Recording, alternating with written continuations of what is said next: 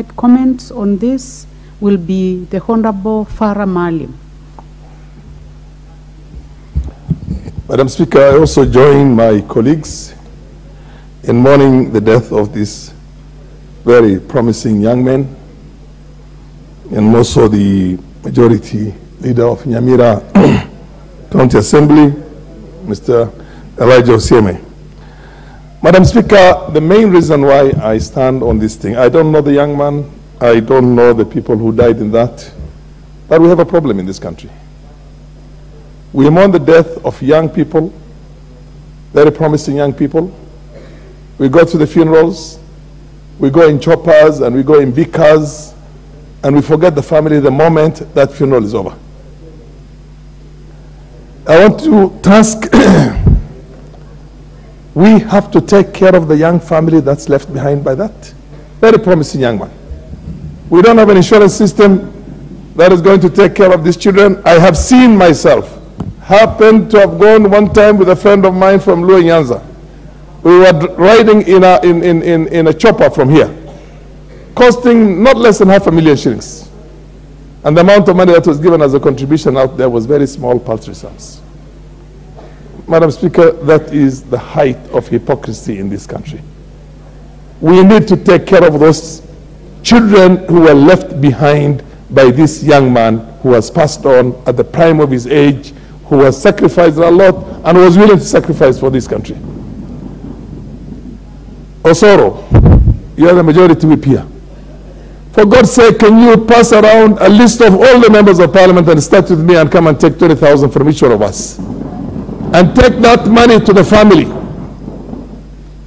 When it comes to the issue of security, the government must come with a very powerful security direction. How do you get 4 members of a county assembly riding in the same car?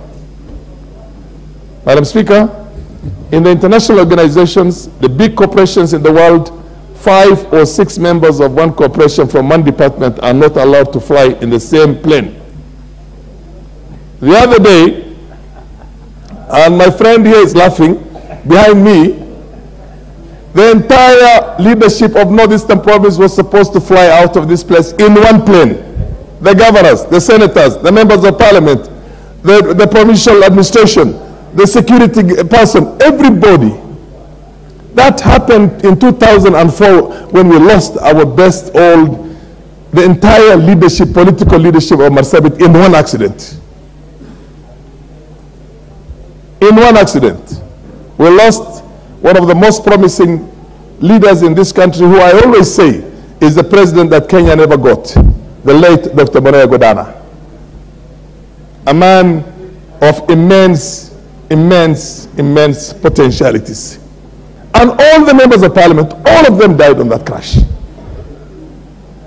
Now, the security machinery must come with a directive that says you cannot travel, so many of you, coming from the same what you call department, or the same what you call region, or the same what you call institution, in one car or in one plane. Imagine about 60, how many are we? Who was there? I refused to go in there. I said we were going to go for a security meeting, and this is the biggest insecurity action you are taking right now as leaders from the region and from the country, national leaders, to fly in one plane. Everybody, the governors, the senators, the members of parliament, the majority leaders in those places, the security machinery, the provincial police, everybody, regional commissioner. It is not fair. I mean, that is a very powerful lapse in security. This country needs to have a very conscious security structure. So, 2 things. Osoro, I expect you to do what I've told you, and let the government also, for God's sake, come with a directive so that we don't lose so many leaders in one accident.